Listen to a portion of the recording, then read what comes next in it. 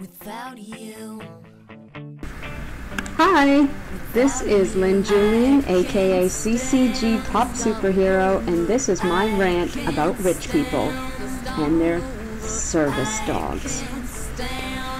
I want to tell people something that not everybody knows about me. I actually have a service dog, and I need him as a medical alert dog. And I recently saw on TMZ, where they do nothing but tell the truth, so of course this is like the Bible of resources, and don't get me started about truth in the Bible and all that. This is not a rant about religion. This is a rant about rich people and their dogs. TMZ was interviewing Jane Fonda coming out of a restaurant with her dog, which she had confessed to taking there regularly, but, and I quote, she said, "It's a service dog." Well, I know that isn't politically correct, but, well, what does that mean? Do you have a medical condition? Does the dog provide a service? What is a service dog? In quotes. And why is it politically incorrect to have it?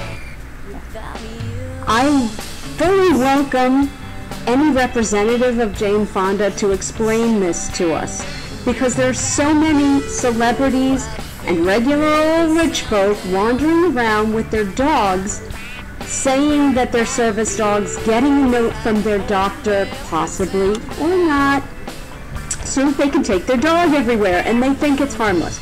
Who am I hurting? If you're not hurting anyone, including yourself, it's okay. Well, I know who you're hurting. It's me, and everyone like me.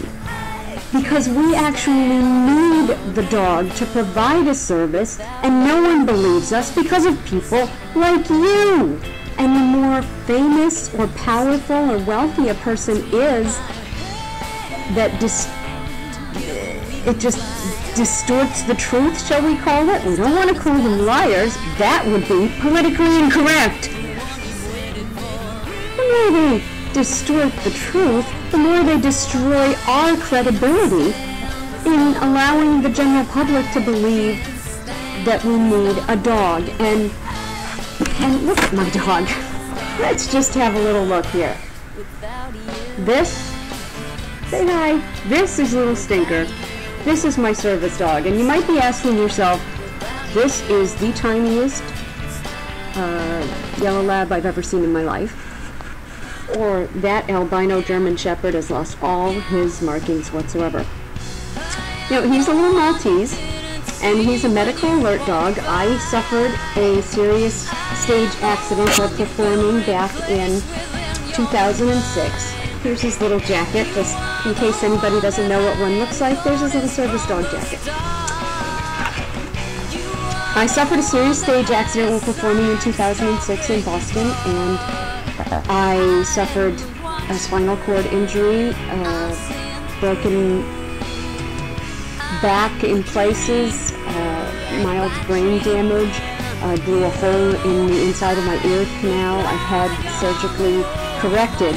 The bottom line is that it left me neurologically altered, so that I have certain chemicals like cortisol and like adrenaline that are not regulated in the same manner that a healthy person's body regulates them.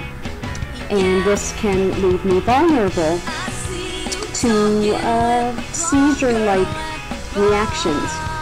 And the dog, being the sensitive creatures that they are, he can smell changes in odors being emitted from my skin. He can sense changes in the pitch of my voice and in my breathing and heart rate, and alert me to when my body is having a reaction before I'm even aware of it. And then I can either remove myself from the situation or take a medication to counter the chemical reaction. And a lot of my friends that don't know me well, people that just see me at events and such, don't even know that I have a service dog because I'll have just taken the medication as a preemptive measure before the event, which I don't like to do because A, they're drugs, they're not good for you, they're hard on your liver, and B, they have side effects. They make me dizzy, they make me nauseous, they make me tired. But if I don't want to bring the dog out with me, I can take the medication in advance and suffer the side effects in lieu of the dog. And also, if I have a person with me, someone to assist me, then I often won't take the dog because that person will be able to help me if I have any kind of medical reaction. Anyhow, looking at the dog, there's no way you're going to tell that's a service dog.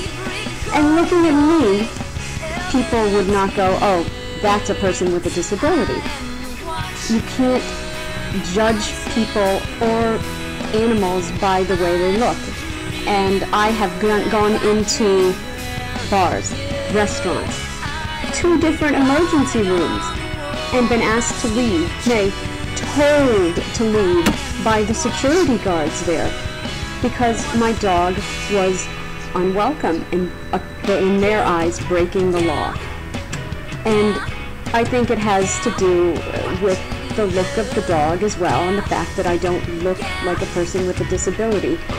But people in power, rich, powerful, wealthy, famous celebrities, do nothing but harm by bringing their dogs around, getting fake doctor's notes or no doctor's notes at all, and just saying they're service dogs.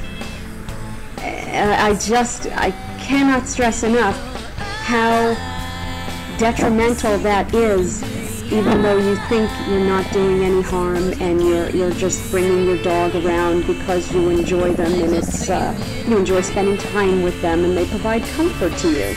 Even Stinker's growling right now. Am I getting upset? Am I ranting? Am I ranting? Yeah? Okay. Okay, I'll calm down. Well, I've said my piece, and TMZ went on a big rant after they did the clip with Jane Fonda and said, oh, I've heard this before. So many people run around and they drag their dogs around and they call them service dogs. This is just trendy right now and everyone's doing it, and I hate everybody that does this, and it's just so reprehensible, or whatever words they used. But they made it seem like this is a growing trend and that you should give the big, fat, hairy eyeball to anyone you see with a service dog that isn't a lab or a German shepherd. And thanks, TMZ. Thanks a lot. Really helpful. Thank God it's TMZ and nobody takes you too seriously. Those are my thoughts, my rant about rich people and their dogs, their service dogs, and I welcome yours.